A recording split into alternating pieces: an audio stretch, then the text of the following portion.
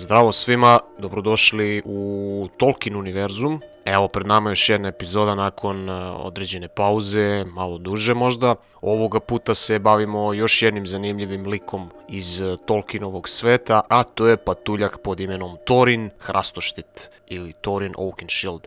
Za one koji su gledali film ili čitali knjigu Hobbit, ne moram mnogo da predstavljam ovog lika, dakle on je jedan od glavnih ličnosti kako u filmu tako i u knjizi, dakle oko njega i njegovog kraljevstva Erebor, to jest onog blaga koje se tamo nalazi, a koje je čuvao zmaj Šmaug, i borbe protiv tog zmaja se vrti glavnica radnje u Hobbitu. Mi smo ponovo u goste pozvali Marka Miranovića da nam ispriča nešto više o ovom liku, dakle o njegovoj istoriji, o njegovoj prošlosti i da dakle napravimo jedan opšti pregled, da vidimo ko je zapravo Thorin Hrastoštit. Tako da zavalite se i uživajte.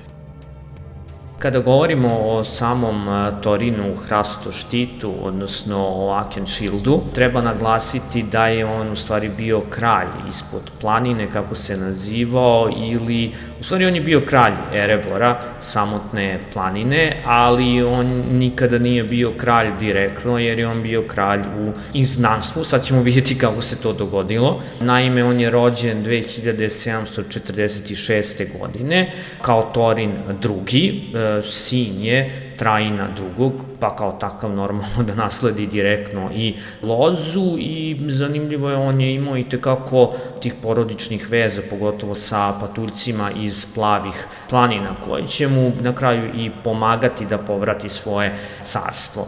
Još u njegovoj mladosti, pogotovo za patuljke, jer oni su značajnije duže živeli recimo nego ljudi pa i hobiti, 2770. godina je u pitanju, pojavljuje se taj čuveni zmaj Šmaug, napada samotnu planinu, odnosno kraljevstvo patuljaka Erebor, i samim tim on ih i uništava, oni na kraju beže i on postaje praktično rečeno princ u egzilu, isto kao i njegov otac kralj u egzilu. Kada će njegov otac na kraju Train II preminuti u Dol Gulduru, tamnicama u Dol Gulduru, on je postao samim tim i kralj od patuljaka što se tiče te linije Erebora, odnosno samotne planine, ali i dalje on bio u egzilu. U stvari, čitav svoj život, praktično rečeno, Thorin će provesti kao kralj u egzilu, što je jako zanimljivo i daje dinamičnost, reklo bi se, njegovoj ličnosti. Još u ranoj mladosti Thorin II se proslavio kao veliki ratnik. On je učestvovao u onoj velikoj bici koja se vodila dugo između patuljaka sa jedne strane, sa druge strane orkova i goblina. Veliko finale, slobodno možemo reći, te bitke je bilo ispred kapija istočne Morije. Ona je poznata inače kao bitka od Azanul Bizara, 2799. godine, u pitanju trećeg razdoblja, za one koje baš tačno interesuje. To je bila velika bitka, iscrpljujući rat i sa jedne i sa druge strane, u kojima su patuljci konačno izvojevali pobedu. Možemo videti u filmu, mada ličnosti koje se pojavljuju među samim orkovima nisu baš najtačnije, i ono što je kasnije ubačeno, kažem, ta imena orkova nisu baš najtačnije, odnosno njihovih heroja, jer neki su upravo poginuli ispred kapija Morije, no tada će Thorin dobiti svoj nadimak Oakenshield, odnosno Hrastoštit, ili umesto štita koji mu je verovatno bio uništen, koristio praktično rečeno hrast, odnosno granu hrasta tokom cele bitke, i ostaće mu do kraja života označen kao Thorin Hrastoštit. Kao takav, u stvari, najverovatnije je uzet i pozamljen, možemo slobodno reći, kao patuljak iz jedne nordijske sage, i njegovo ime, čak i njegovo nadime Hrastoštit zapravo potiču iz te sage. On je kasnije postao taj kralj u egzilu od Durinovog naroda i priznato je među patuljcima njegovo nasledstvo priznato, ali on je bio kralj bez kraljestva i kao takav je i ostao zapamćen. Onda dolazimo do knjige Hobbit ili filma, ako hoćete, gde Thorin igra jednu od glavnih ličnosti, uvek je pitanje ko je glavna ličnost u Tolkienovim knjigama, u svakom slučaju Thorin je glavna ličnost bar što se tiče samih patuljaka, on je učestvovao među 13 onih patuljaka koji su krenuli na svoju potragu, odnosno quest misiju, da povrate svoje kraljestvo na istoku, kod Samotne planine. To se odigralo 1941. godine, ali treba naglasiti da je on i dobio po zakonu nasledstva Trorovu mapu, na kojoj su kasnije otkrili da su i mesečeve rune koje su ukazivale na taj tajni prolaz koji se samo otvara jedanput godišnje u tačno određeno vreme, te ih je tu i, možemo slobodno reći, poslužila sreća. Imao je brojne avanture u knjizi tamo i nazad, odnosno Hobbit, između ostalog našao je i Orcrist, što je zanimljivo kad je Gandalf Glamdring, od onih čuvenih divova, odnosno ona 3 diva, zaista ovako čudno kako su se ta 2 objekta našla u rukama takvih divova, pogotovo jer su to 2 vrlo bitna i važna oružja još iz rata elfova, odnosno samih vilenjaka sa orkovima i Morgotom još iz prvog razdoblja. U svakom slučaju on je bio i zatočen kod Tranduila i tu je onaj zanimljiv deo gde već u Hobbitu sam Tolkien na neki način je povukao jednu paralelu, ako možemo bolje da primetimo, između tog rata koji konstantno tinja između patuljaka i vilenjaka zbog zlata.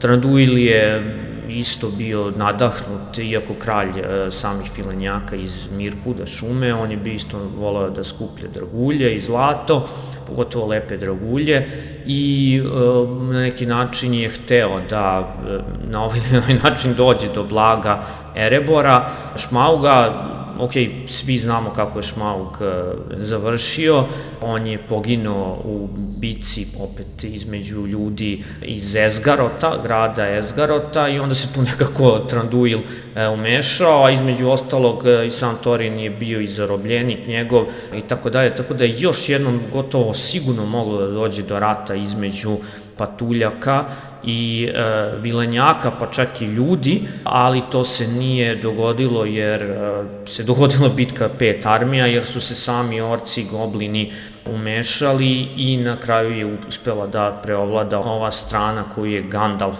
predvodio.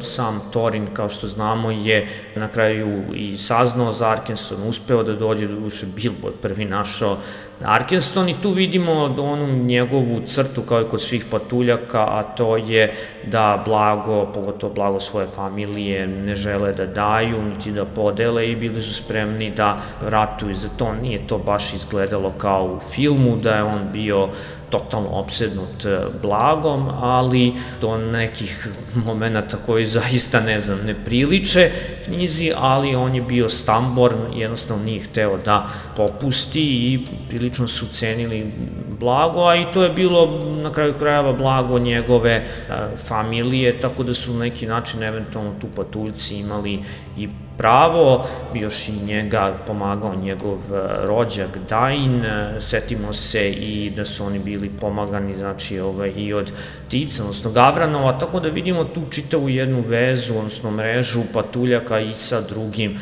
bićima, praktično rečeno kroz čitavu tu istoriju. Njega je, pošto je i sam Thorin poginuo tokom bitke 5 armija, nasledio dalje Dain II, koji je njegov rođak, on je bio sin Nainov. Tako da je to uglavnom priča o Thorinu, prilično, možemo reći, jednom patuljačkom heroju, koji je kao i svi patuljci, kao što kaže Tolkien, bio na neki način sklon kalkulaciji.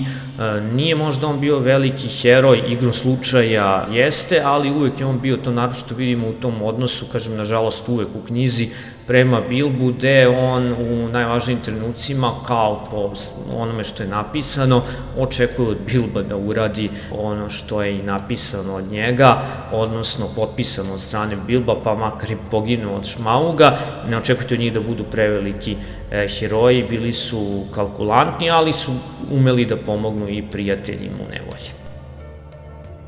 Eto, čuli ste priču o Torinu, nadam se da vam je bilo interesantno. Ostavite komentar ako jeste, a u svakom slučaju zahvaljujemo Marku na gostovanju i na ovoj ispričanoj priči. Kao i uvek u komentarima možete ostaviti predloge za narednu epizodu, to jest o čemu biste dalje voleli da čujete kada je reč o Tolkienovom univerzumu.